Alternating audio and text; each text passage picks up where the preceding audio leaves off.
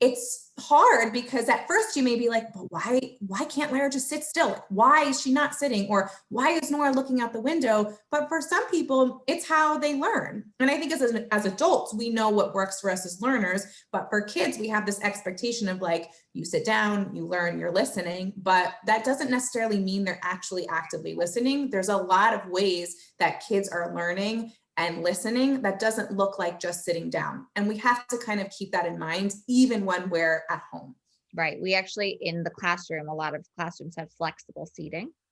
And we let them figure out, during math time, I like to lie on my stomach and do my math. During reading time, I want to sit on the beanbag chair. During writing, I like to stand up at my desk. So providing options within our learning space of how they best learn is okay. And if they're moving and they're fidgeting, that doesn't mean that they're not listening. You want to check in to make sure, do you know what's what is the teacher asking you, or can you participate, raise your hands.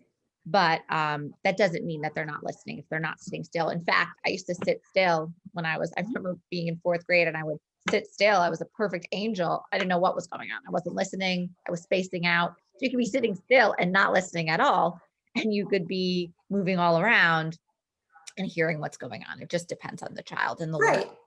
And that's a hard thing to get comfortable with for parents and sometimes even for teachers, because it doesn't necessarily look like what you think active learning means. Yeah. And I think that brings up a great point of like, so if I'm home, how do I know if my child is walking around that means that they're listening? And Lara said it, but it's so true. Just ask a couple questions like, oh, did you hear what the teacher just said? What did they say? Or like, if you were to share, what would you share?